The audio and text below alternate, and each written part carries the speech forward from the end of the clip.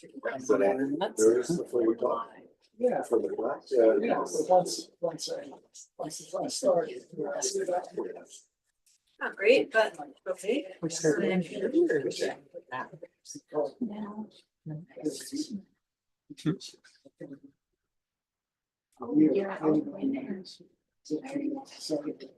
day of classes. Like Johnny Bob. Let me start. Yeah, like Johnny Bob. Sounds great. Yeah, Johnny Bob. We got our name fixed. All right. Good evening, everyone, and thank you all so much for joining us. My name is Benjamin, and I am one of the event assistants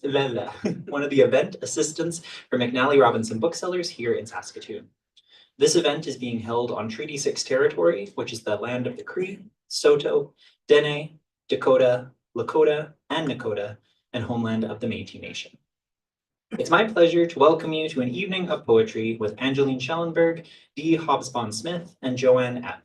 This evening is also a belated Saskatoon launch for Angeline's latest poetry collection, Mondegreen Riffs, which was released last year by At Bay Press. But since Angeline wasn't able to make it to our store last year, she decided to team up with Dee and Joanne, and from that, this event was born. Please note that this event is being live streamed, and be aware of the webcam to your right. I'd also like to take this time to encourage you to silence your phones for the duration of the event. On both the signing table and the desk by where you first walked in, we have copies of multiple poetry collections from Angeline, Dee, and Joanne. You're welcome to get any of these books signed before you purchase them. Just please remember to stop by the cash desk on your way out. And now we'll be doing it sort of, we'll be kind of taking turns, so I'm going to introduce all of our readers at the same time. Angeline Schellenberg is a Winnipeg poet, photographer, contemplative spiritual director, open mic host, and the author of 3 books: the Manitoba Book Award-winning linked poems about autism, Tell Them It Was Mozart, Brick Books 2016, the KOBZAR-nominated Mennonite elegy collection, Fields of Light and Stone, UAP 2020, and the synapse-muddling Mondegreen Riffs, At Bay Press, one of the Winnipeg Free Press Reviewers' best books of 2024. Just to read a little bit from the back here. This groundbreaking collection intertwines 3 series: prose poetry on the social history of color, poems impersonating musical instruments, and lyrical answers to odd online inquiries such as, if I eat myself, would I become twice as big or disappear completely? Joining us, we have award-winning essayist, poet, fictionist, Red Seal chief, and food writer dee Hobsbawn-Smith, who lives west of Saskatoon. She's published 10 books and served as Saskatchewan's 10th Poet Laureate and Saskatoon Public Library's 35th Writer in Residence. Called an educator blessed with whimsy and precision, she's taught thousands of adults and kids to cook. Most recently, Among the Untamed received Saskatchewan Book Awards 2024 Poetry Award. Bread and Water Essays won Saskatchewan Book Awards 2022 Nonfiction Award and Taste Canada's Gold Medal for Culinary Narratives.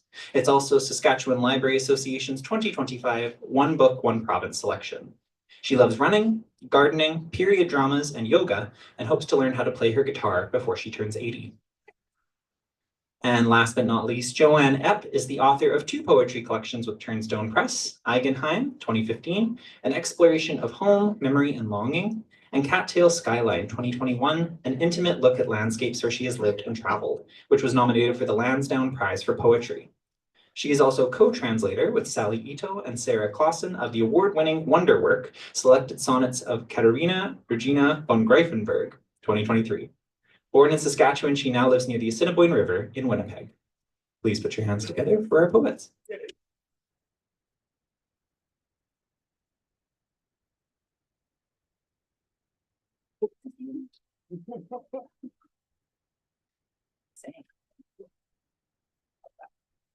That good? Good? All right. Thank you so much for coming this evening. It's always wonderful to have an audience. I'm Dee, in case you don't know us, and I'm going to be reading new work written last year in 2024 as part of a project with my partner, collaborative project with my partner, Dave Margocious, that we're calling The Messy In-Between, a Conversation. And it's It's designed as a call and response. We don't write the same way. We didn't work together on each poem. It's one leads to the next by the other person and then back and forth. And just in case you're interested, the 22nd of October, Dave's going to be reading with Glenn Sorsted here, right, Dave? That's right. Okay, I remember to say that. All right, this is our reading in the round tonight. We're going to take turns and then take turns and then take turns. My contribution to the messy in between are poems all written in forms, various forms from around the world, including ghazals, which is an old Persian and Arabic form. So this is a ghazal, and there's audience participation. You'll hear the cue. So listen for the rhyming word. Joan, you're nodding. Listen for the rhyming word after the first couple stanzas go by, and you'll know which word is coming. This is called After the Drones. Show me quivering pollen, lost as honeybees tremble, shaking legs and bodies bereft, dust a tremble. Show me plants, green fuses, dreams of exploding seeds, irises' hearts, sprouting free of soil, gardens crust a tremble. Show me the urge to ripen, olives and women bursting, not flesh, vines, and shrubs reduced to unjust tremble. Sing for me your keening choruses of lamentation, trellised fields torn asunder by concussed tremble. How to embrace dust, shake hands, quaver voice, broken larynx weeping, shout your distrust, tremble. Sorrow trumps when Cassandra is enslaved, coolness of the morning forgotten for devil's dust tremble. A broken mirror cannot reflect the whole. Nightmare shards remain, nevermore trust. Tremble. The temple thrown down, sculpted faces cracked. Amid the daily wailing, women and children must tremble. What God? Whose God? Why? And I, Francesca, lamenting blackened elms and kitchens left to rust. Tremble.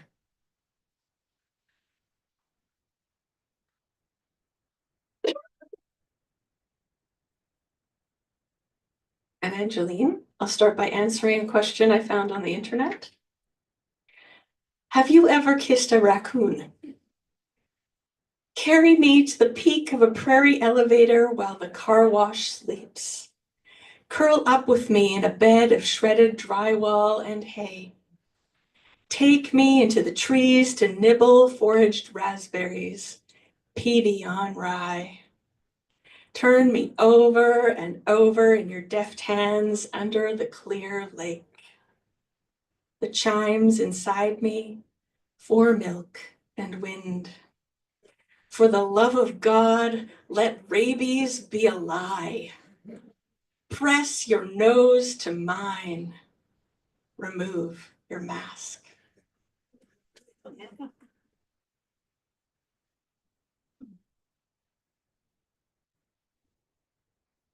Hello, I'm really pleased to be reading here. I read here for the first time 10 years ago when my first book came out.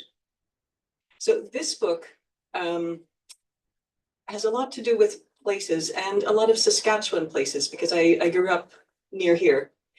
And what I've been doing a lot in the last several years is revisiting and thinking more about places I used to know. So this one is called The Fort Revisited. Fort Carleton, that is. What we're seeing is really sky. It retreats as we approach. The road's heat rises, light bends. The riverbank blue in the distance. Into the valley, the woods breathing coolness. This was always a here, crossroads of water and land roots in a mosaic of aspen and fescue. rebellion or resistance. The steep drop on our left, hidden by trees. The notched edge of the palisade, upright logs, chisel-tipped like beavers' toothwork. This catwalk didn't feel so dangerous when our shoulders barely cleared the railing. The way to tell new wood from old is by smell. Upstairs in the fur store, dusty heat. Reconstructions, outlines of what once was. Swallows rest in the shade of a chimney.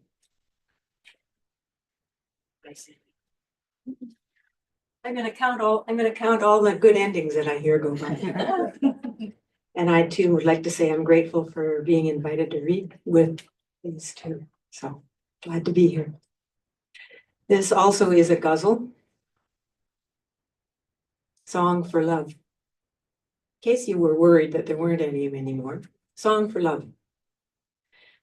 These are the poems of someone who notes chickadees' flights, voices looping, parabolic paths lilting upsy-downsy like they're streaming voices.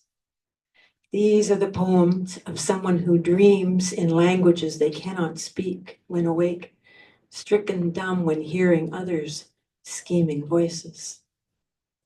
These are the poems of someone who channels Coltrane's pain, soaring cascades repeated, unmuted horn a stutter of gleaming voices. These are the poems of someone whose body is a tuning fork, setting the key to tame jangled nerves, blue hearts, and teeming voices. These are the poems of a lover besotted with love's possibilities, its disappointments and truth-telling duende, veracity of dreaming voices. These are the poems of one who bathes with wolves and coyotes, circling the moon, losses howled in unified, night screaming voices. Do not say, Francesca, that love is uncertain.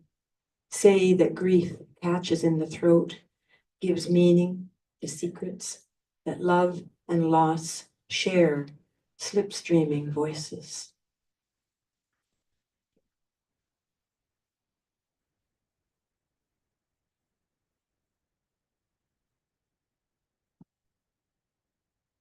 Scarlet.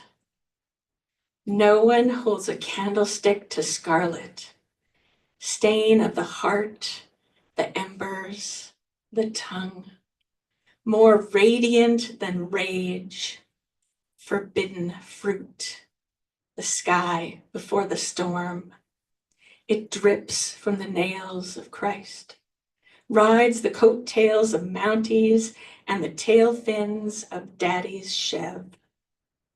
The town is painted, our hands are caught. Inflamed with lust or shame, everything depends upon the red we borrow. For centuries, Europeans searched for the perfect red bugs to crush. Hermes vermilio, scratched from the crotches of bur oak. Life preserver or siren's kiss? While crimson leans toward purple, scarlet rises like the cardinal, a hero in spandex. Scarlet is my inner fist. The fox no one hears.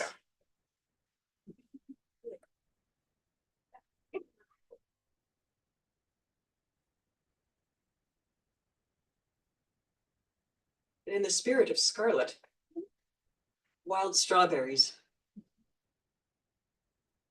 Wind sways the tall caraganas that line the graveyard's boundary, tosses the crowns of pine trees set in straight rows down the middle. High above our heads, a crow calls.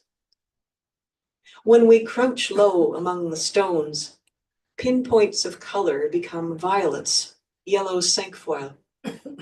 Toothed leaves, brushed aside, reveal bright berries. We lie together in the tangle of grass and tiny flowers, eat strawberries, tell stories of these people who died before our time. We stay close to the ground so the wind will not blow us away.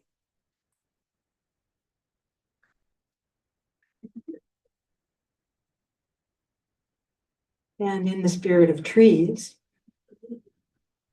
this is a pantoum, which is a Malaysian ancient poetry form that relies on repetition. So it's written in stanzas, and lines 1 and 3 becomes lines 2 and 4 of the next stanza, and thus all the way down. And then the final stanza goes back to line 3 and then line 1 of the opening stanza. So the thing to do is to listen to see how the juxtaposition of one line against the other changes the meaning. So this is called Wolf Moon. Wolf Moon. For how fully we live the lives we are given depends on our will to love. Timid stars are no match for the wolf moon as it sings unabashedly of the Manitoba maple. Choosing to serve as a shelter belt or not depends on our will to love. Timid stars are no match, for the moon will have its tender way with the aspen parkland. Of the Manitoba maple choosing to serve as a shelter belt or not, speak freely. Its age will give you permission and blessing. For the moon will have its tender way with the aspen parkland. My sourdough starter bubbles throughout the cool night. Speak freely. Its age will give you permission and blessing before baking into the bark crust and cambium crumb of living well. My sourdough starter bubbles throughout the cool night. The wolf moon guides it too through its phases before baking into the bark crust and cambium crumb of living well, seasoned with flax seeds, crunch, and dark raisins, sweetnesses. The wolf moon guides it too through its phases that answer to nature and the laws of life, seasoned with flax seeds, crunch, and dark raisins, sweetnesses. What textures and flavors to choose or ignore. That answer to nature and the laws of life best shown by wolf moon, trees, and bread. What textures and flavors to choose or ignore, to share or set aside, praise or implore, best shown by wolf moons, trees, and bread.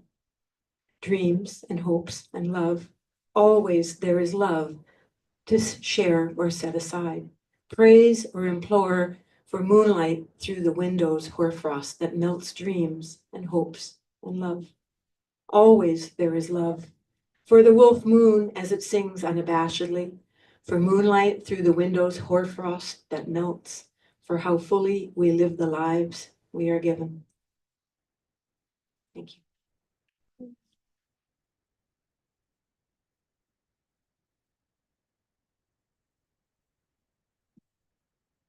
I wasn't going to read this one, but the moon. I have to continue the moon. Would it be possible to shoot down the moon? Men have shot down men for the sin of loving other men. Men have shot down women for the sin of walking a dog at dusk. Children have shot down babies, students, teachers, fathers, sons. One night, a hunter raised his AR-15, pulled the trigger, and shot at the moon after a poem called it tender. Its wounds may be mistaken for a face.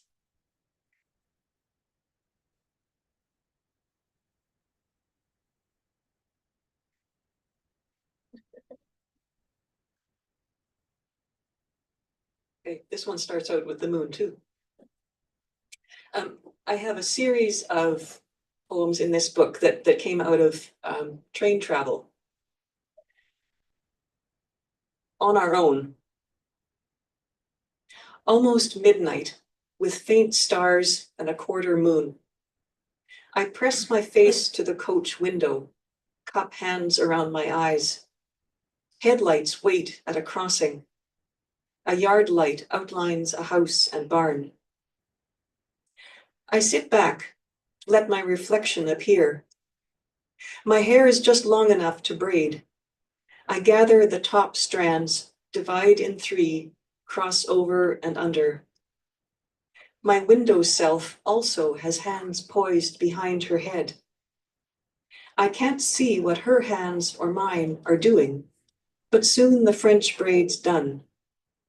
Lumpy in places, but it'll hold. When my grandma rode the train for days and nights westward from the port, she had her mother and 3 sisters with her. They could inspect each other's hair, make sure the braids were tight and smooth all the way down. She was 20 then and wore her braids pinned up. Unpinned, they reached her waist. Window girl and I look at each other. This is the first time we've done it on our own. We turn our heads, check each other's handiwork as best we can.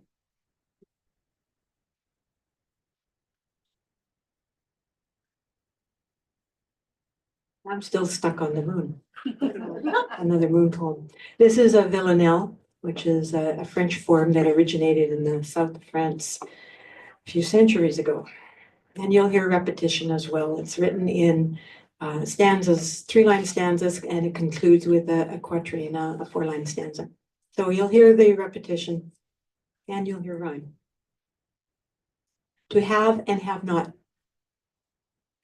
This morning the wolf moon's unrepentant, no show of grief, as you brew your day's one and only cup of coffee, pleasure, the kind to savor between your teeth. The law of wolf moon rules the dog too, spontaneous thief. He steals cat food, howls at ghosts and porcupines in the tree.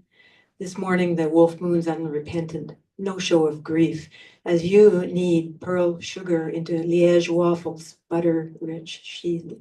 Rich enough, even for a stockbroker. So easy to give pleasure, the kind to savor between your teeth. Public servants use sweet words and disbelief. They've all watched Leo howl in The Wolf of Wall Street.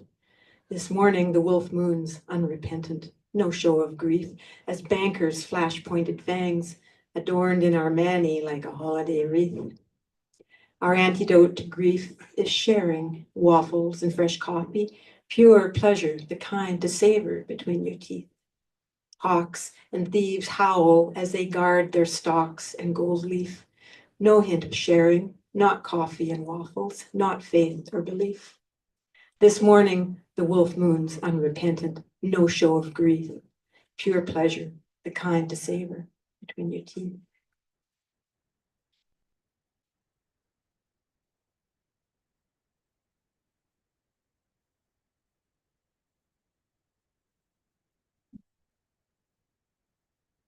From waffles to pancakes. I made Jesus-shaped pancakes, but I burned them. Am I going to hell? Did the Jesuses run together? The hems of the robes touch? What were the signs it was time to turn him over? When you lifted him, did his bodies break? Did they leave their outline on your nonstick pan? What would Jesus do if you left him gooey? Do you wonder? Perhaps he prefers to be inflamed. Did you tip the bottle and pour out every last drop of maple syrup at his feet? Good ending. We're rocking it. You're on the end.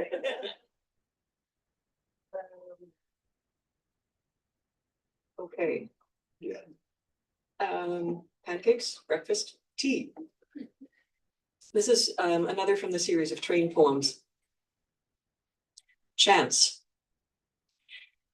Tea in a dark green tin, bergamot scent of Earl Grey with something more, a hint of smoke. That's the one. The tea from the train to Moncton, remember?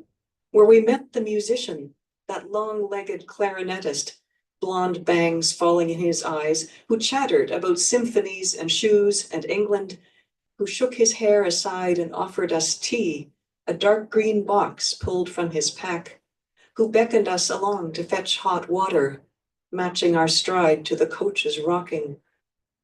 One whiff of smoky bergamot, and it's present again. That eastward trip with you, settling into motion, hefting backpacks down from luggage racks, first glimpse of coastline and ocean blue, wandering new streets in search of sandwiches and a laundromat. Not the things we kept and called souvenirs, but those that slipped into memory's inner pocket, where only chance could find them.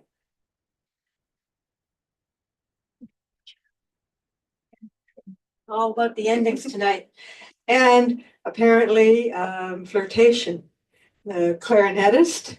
All right, so this is called flirtation. I love it when synchronicity works.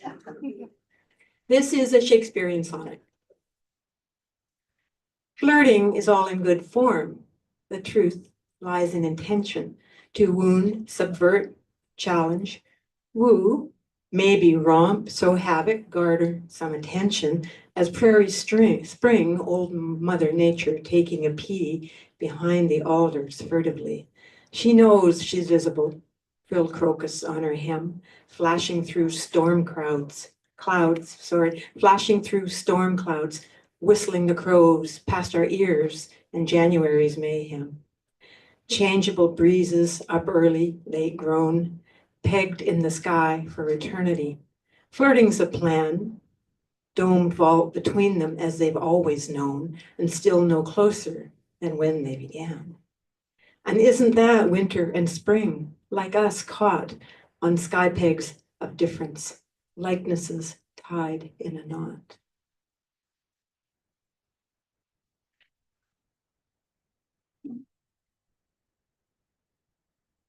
I do have a clarinet poem, but I want to read trumpet because who do you flirt with but the bad boys? So one of the series in this book is impersonating musical instruments, the sound, the personality, the look, the feel. So this is trumpet. Brash bad boy bringing a gander into battle. If my point's a Camaro, he'll drive it home. Tight-lipped, slip ships into Signal Hill, shrill, brand the dizzy cattle with bravado. Dang it all, don't give a damn where the spit may fall. Ending.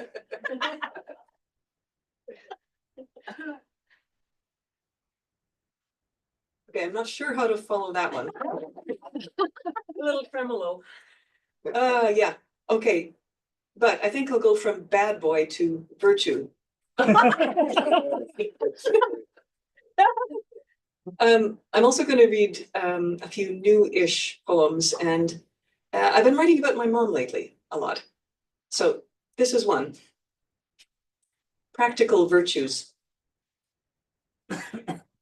Age 4, I sat between the green rows, tugged a fat pod from the vine.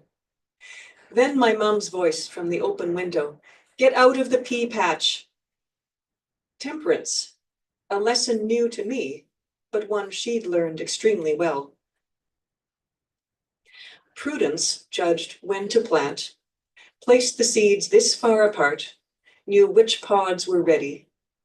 Then all the business with the jars, how long to leave them in the canner, etc., etc. Wisdom from imitation, from coffee talk. What was planted usually grew. She could have faith in that. But portulaca, thistle, chickweed, quackgrass called for exercise of justice, protection for the weak. The rest was mainly fortitude, constancy in weeding, picking, shelling. Come here once, you can do some of these. Then the canner steaming up the kitchen in the heat of summer. How much of love is duty? She preferred the backyard to the kitchen, tolerated the monotony of filling basement shelves for winter, the fruits of summer pleasure, her hands down in the dirt.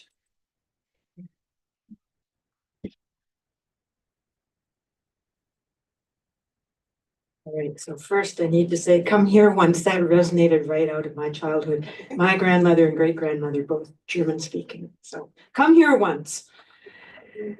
All right, so what I heard was the last couple lines, I twigged to something about pleasure. Yes, all right, so on the hunt for pleasure. This is a fugue, which has themes running through it. Just think J.S. Bach, okay? In the air. End of February coming on and something's in the air. A train on the tracks of spring careening way too early on high voltage fuel, slipping and sliding on ice and snow. Less snow than usual this year. El Nino out over the Pacific sending in waves way too early. Something unexpected.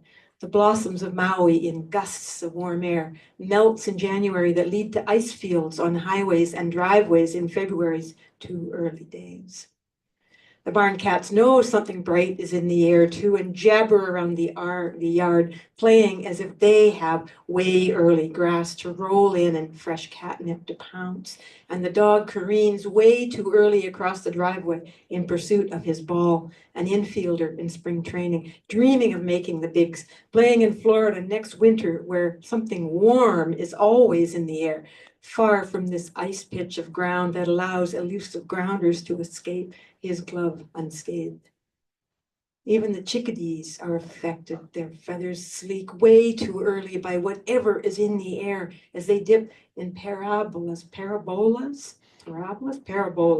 above the frozen garden, swinging low with each chicka, catching the updraft on the dee-dee-dee-dee-dee, a cascading loop of sound that sure as hell sounds like spring should be here on the next trill and downbeat of jazz scatting open the air, way too early be damned.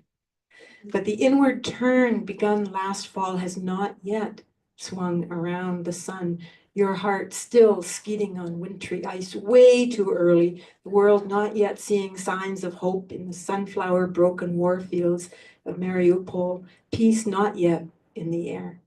You keep waiting way too early for the seeds to fall from the leaders' pockets, take root on the frozen ground and blossom bright and yellow, irrepressible as sunflowers at full power, full of peace, as mighty as old Sol herself when something blessed is in the air.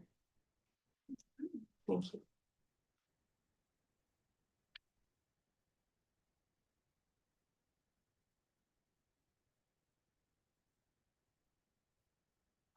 My flute poem mentions chickadees in the hereafter, but I really wanted to go with the garden theme.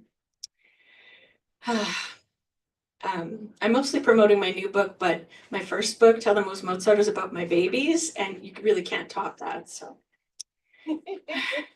this is the diminutive professor is the character name I gave to my son. The diminutive professor takes a walk. Those perennials are photosynthesizing to create glucose as food for the plant, you announce on your way to kindergarten. The weeding neighbor looks up and stares, but you, my 5-year-old botanist, only have eyes for her sedums. We'll be late if you keep rescuing elm saplings wedged between sidewalk blocks, tossing acorns down manholes to calculate the distance between us and all that rushes underneath. I hold tight to keep you from darting to the next igneous, sedimentary, or metamorphic rock across the busy street. In your backpack, a Crayola diagram of a leaf's cell structure. It's your day for sharing. Last week, it was the digestive system. You returned, amazed how many kids weren't aware of their villi. Even now, they're waving nutrients into our bloodstreams, like flicking fingers, like the tiny fingers wriggling out of my hand.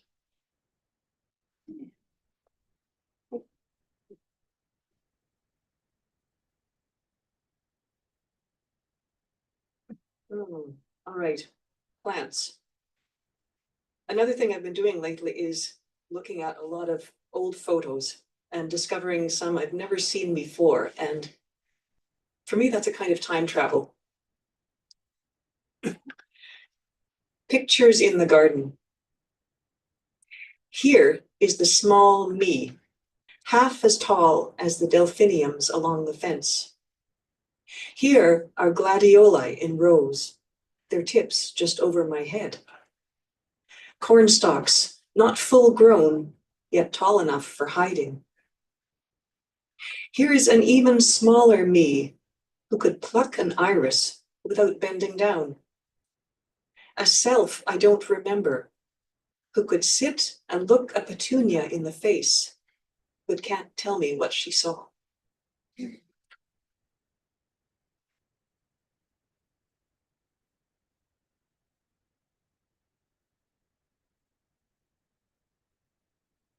But sometimes it's a leap, all right? It's a small leap here, all right? So from plants to seeding.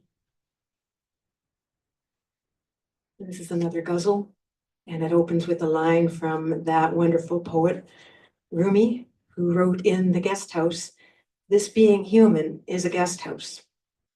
This is called Being Humane. Honor bound, welcome joy and sorrow as twins. Mercy is seated with justice, not vengeance, to exact a grass-cutting mercy. How to temper a saber's plummet towards the bottle's neck? A downward arc cannot be paused once started. No room for foil-cutting mercy. But words have weight to equal the fall of the mason's blade. Answers cut to the shape and heft of tile-cutting mercy. What role have hawks? What need for doves? They nest together, eggs warming in one basket, the ice of malice and stone-cutting mercy. Of Merwin's questions that cannot be put out with knives, who dares to ask without cleaving close to wood-cutting mercy? Forgive the bureaucrat's raven stare, the abacus clatter of humanity going about its business. Dickens was right about no cost-cutting mercy. Shelter in those phrases. The ocean rises and falls in each of us. Letters' beveled edges slice through ribs to heart. This bone-cutting mercy. Mourning is not forbearance, despite prayers cabled to clouds, despite song lyrics pinned to lightning bolts, despite a wire-cutting mercy. How to convert the pause of conscience to deed, fit key to lock? Tell me, Merwin, if killing is pure action, is clemency pure soul, a bolt-cutting mercy?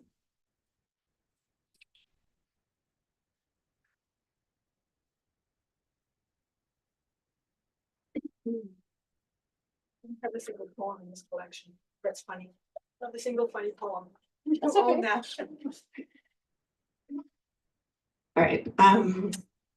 So my book is called Mondegreen Riffs. Mondegreen is a misheard lyric. So like the Garth Brooks song, I'm shaven as a man can be. That is what I heard instead of I'm shameless. So that kind of thing.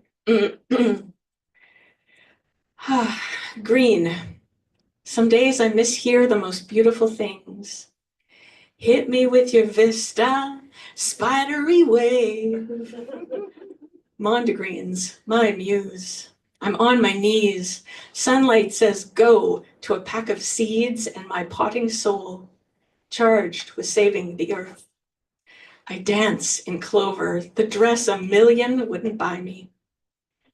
My grass is always taller than the other side of the fence. Last one picked for baseball. Now I'm closing the book. Normal is a setting on fire. Pay no attention to the voices behind the curtain, those wizards at ostracism. Each poem finds its own forest. Would you, could you, in this skin? Green is ordinary time, the path mortals walk between disturbance and glory. I am all the things I do not throw away.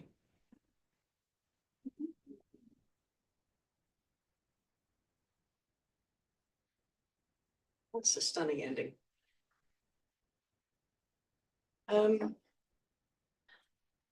This one's called To Continue. You tell stories to keep your soul in order. Like this. A porcupine crossed the road. You wait Watch the porcupine cross the road. The sunset clouds are the color of butter. Butter yellow clouds, then a moonless night. Turn off the flashlight. See how dark it is. See how dark it is without a flashlight. Forgive your former self for being young. You forgave your former self for being young and began to learn the names of flowers. It takes years to learn the names of flowers. Identity is both root and revision. Identity is both particle and wave. You tell stories to keep your soul in order.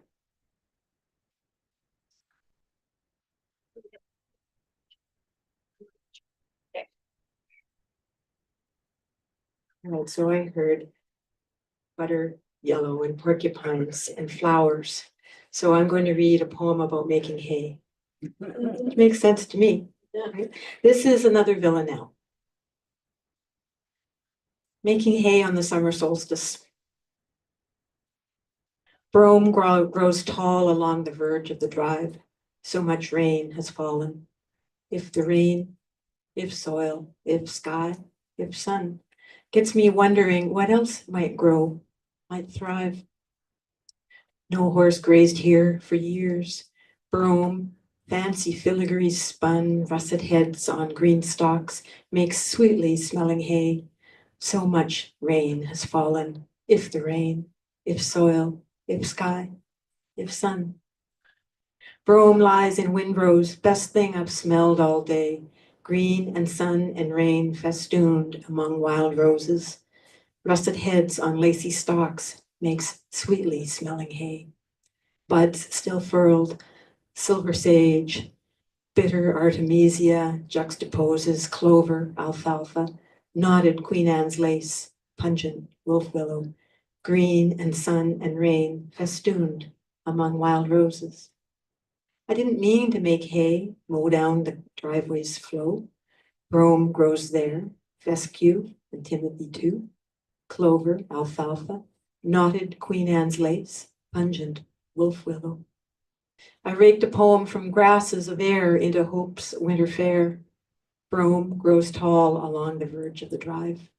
Brome grows there, fescue and timothy too. Gets me wondering what else might grow, might thrive. Thank you so much.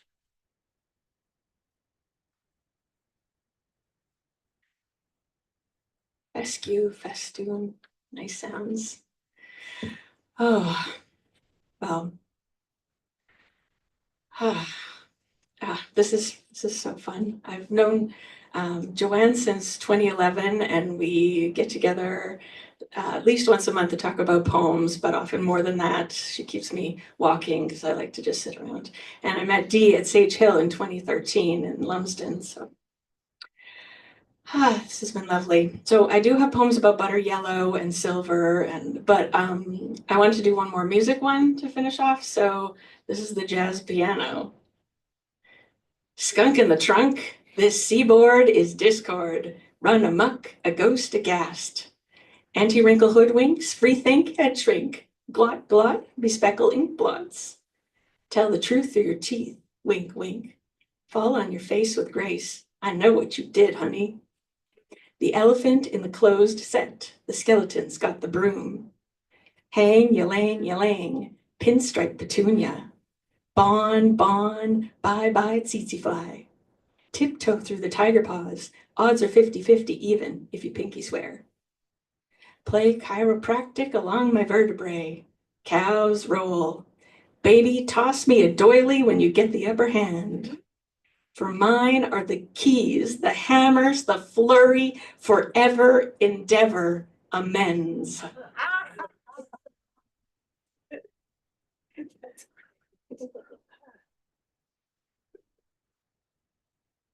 Okay, this has absolutely no connection with that. Excellent. This is just the poem that I wanted to end on. From my chapbook that came out last year called Through the Window. This is Flying Home. Crossing the road to the co-op in the little town where our mother still lives, I look up when a high-pitched chorus, "Hook, hook," sounds overhead. Migrating snow geese gleaming in the polished sky, black wingtips flashing. I lived here once, why do I not remember them? Manitoba Birds says they have grown more numerous in recent decades. Still, I doubt myself, uncertain what has changed, what I've forgotten, what was here before I learned to notice. I no longer use words like was and is with any confidence. You ask me, do past days still exist? Where do these days go? Sometimes past overlaps with present so closely it's dizzying. Like when we stand with heads tipped back, looking up at the unending waves of snow geese. We turn and turn, the earth tilts, and we stagger. Like when our father's death slams past and present hard together until we don't know where we are. So I tell you what I now believe about time, how it moves forward, but not in a straight line. Sometimes it breaks hard and doubles back. It travels in us, unsettles us with changes of pace. And the past is not something you or I can piece together on our own, nor the present for that matter. I need someone to hear me say, look, another flock coming, and another. Thank you so much.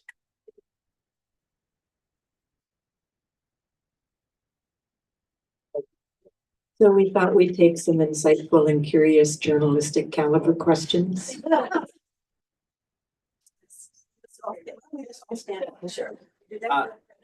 Yeah.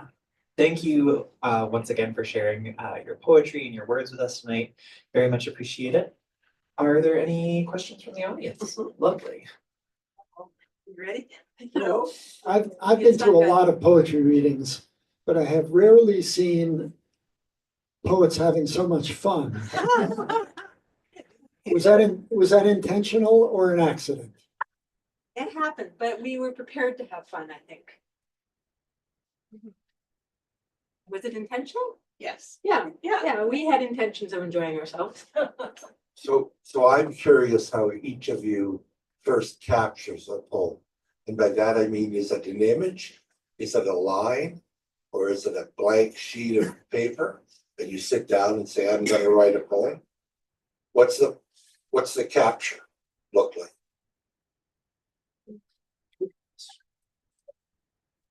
I don't know if this is the answer you're looking for, but I don't write individual poems, I write books.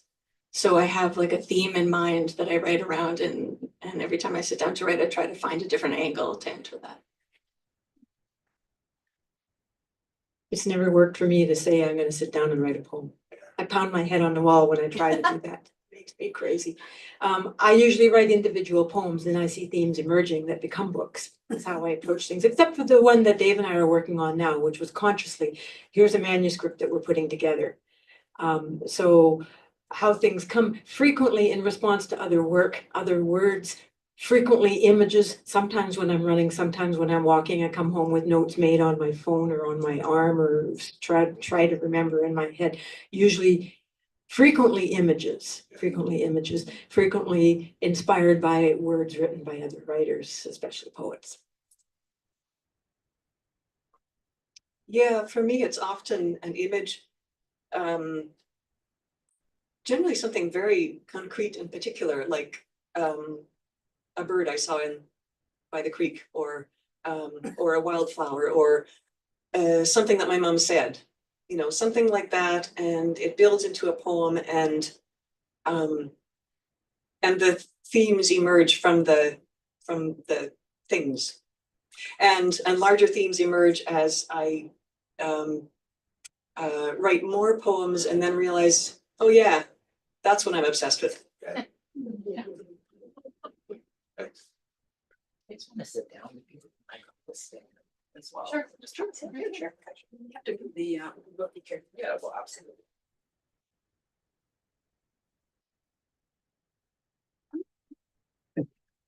Great untangled.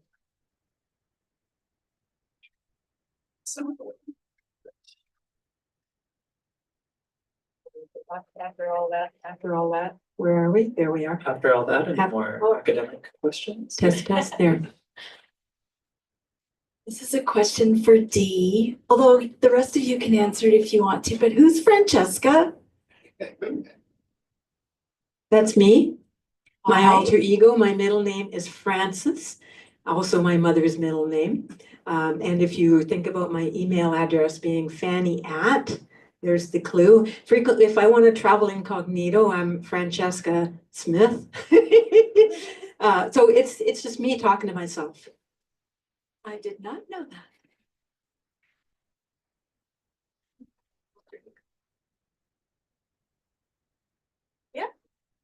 Does your alter ego have a name? Yeah, well, there's, in my first book, there's a series of poems with a named character named Catherine, and she's kind of an alter ego. She's more adventurous than I am, and the poems are more dreamlike, more fantastical. But yeah, she's kind of a different version of me. And that's the only time I've done that. It just kind of happened. And Joanne has been showing me her writing for years. And so for years, I thought that Catherine was her grandmother because she often writes about her grandmother. And when I found out it was her alter ego, I was like, I was disappointed at first. I liked this grandmother person. I thought she existed, but now she's grown on me. Yeah, this is true. Any other questions? Make me run. I'm curious about the process between Dee and Dave in this new body of work that you're writing. And it's a kind of, okay, so what is it? Is it call and response? It's like a lover's diary. It's, got to be based on a whole lot of intimacy. Have you done it before? Yeah, I'm just curious, anything you would like to add to how it's coming into existence? We talked for years about how to collaborate and really didn't have any answers about it until we had read Pat Lane and Lorna Crozier's poetry collaboration that came out a few decades ago. And then 2 years ago it was, Ariel Gordon and Brenda Schmidt came out with a collaboration called Sightseeing. Ariel based in Winnipeg and Brenda based rurally in Saskatchewan. And Ariel came to visit and we asked a little bit about their process and decided that this was a good way in. So the process is that we have different spaces in our house. Dave's studio is on the main floor in a house in a room that has windows, glass on 3 sides. So it's like being in the prow of a ship. And my studio is upstairs. And so we can't hear each other. We don't interact while we're writing. He'll send me a poem if it's his turn and I'll read it. And we don't talk about the content. And then I respond to it. Something has to resonate in my poem from his. It can be a big leap or it can be a word in common or a phrase. But this is the first time we've done anything like this, I think. Yes, it is the first time we've done anything like it. And there is an amazing amount of intimacy in it. It's really, really surprising. It's really grounded where we live, which is probably you all know we live rurally west of Saskatoon. So there's a lot of where we live and the world that surrounds us, the clouds in the sky, the weather and the bloody wars, right? It all seeps in. And Trump. Did I say that name? So we were both really open to what was happening around us as we were writing, as well as the dynamic of what was going on between us on a really day-to-day kind of level too. So pretty personal, I'd say.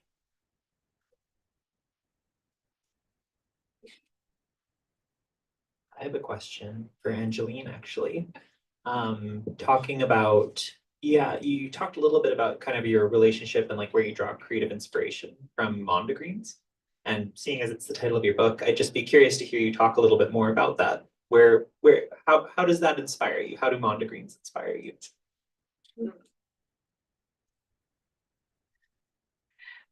Well,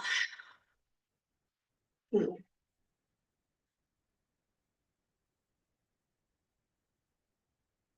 don't know if I can answer that like straight on. I might have to come at it sideways. There are some Mondegreens in the book, like the each poem finds its own forest. When I was working with Jennifer Still editing the collection, she said what I thought was each poem finds its own forest, but she was saying each poem finds its own force. But I'm like, oh no, I like forest better. Can I use that?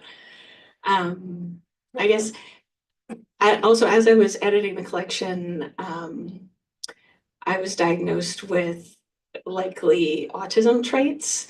And so in the process of finishing the book, just thinking about how I see the world differently and how that's often been difficult, especially in terms of the way I experience sound and music and touch. And that came out a lot as I wrote the book, but even more as we were editing it, we made that thread even more overt.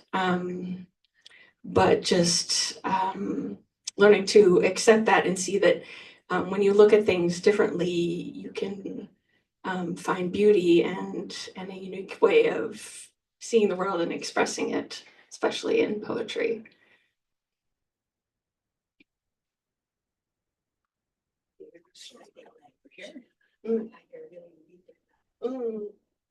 I have a question for Angeline too. I was really intrigued by the musical instrument poems. What was your process there? Like when you wrote the piano poem, did you first listen to a lot of Dave Brubeck or something like that? Or how did you come to it? Well, I don't listen to a lot of music. It was more language based. So I did get some inspiration from descriptions online of the instruments and thinking about where you see them, what they look like the trombone. There's stuff to do with flamingos and showgirls kicking their legs and plumbers. And but I think the main thing I did was think about what's the quality of the sound of this instrument. So like the nasal sound of harmonica or the shrill sound of a flute. And of course, like the brash attitude of the trumpet and the trumpet players from my high school band who were always sitting behind me when I was in the clarinet section mocking me. Yeah, it was more of like thinking, okay, what's the main sound here? And then looking up all the possible words and listing all the possible words that include those letters, those sounds, and then playing with them, moving them around. And I guess with the piano, there's also I'm thinking about the sheet music of the piano and the I don't know, the black and white made me think of the cows and like the doily on top of the piano and oh, what else is in there? Getting the upper hand. Yeah, lots of like little wordplay. Yeah, those were so fun to write, and I wrote them fairly quickly in 2017. And yeah, it was exciting every day to get down to like, which instrument am I gonna work on next? And yeah, it was very playful. Was there one instrument that defeated you? Oh, yeah, I have a fiddle, but I couldn't do the violin because I really don't like violins. I guess they're sort of the same, but like the shrill. And some of the more ethnic instruments I decided to leave out. I tried them, but it didn't work. Cowbell, didn't quite get strong enough, but it would have been fun to include. Yeah.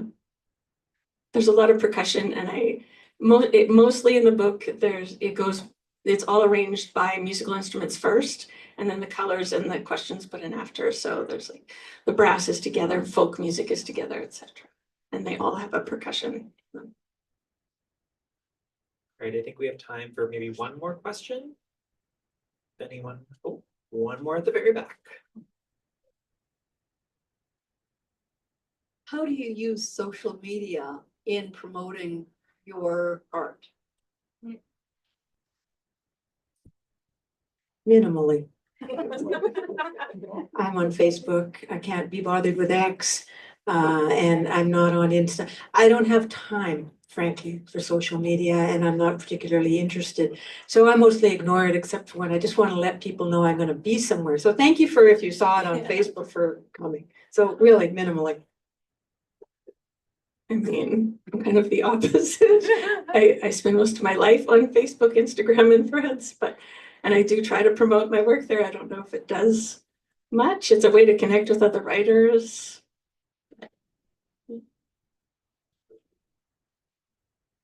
I'm not much on social media either. Yeah, I'm not terribly comfortable with it, but yeah, I use it for announcing events like this, or letting people know if I've had a new poem published online. Well, this is a nice thing about the online world. It can be like, if you have a poem published in a print journal, those journals can be difficult to find. And with the demise of so many bookstores, there's fewer and fewer places that sell them. But if you have a published poem online, you can send a link to all your friends. Say, yeah, here's where you can read it. So I do that too. And I have a website, which I try to keep more or less up to date. So that's about it. Unrelated, I just want to say, in terms of Dave's first comment about us having fun, we didn't decide until we were driving into Saskatoon that we were going to do a round robin. So the fact that it had such synchronicity going, I thought was absolutely enchanting. I loved that about it. So I'm just so thrilled to have been a part of it with you.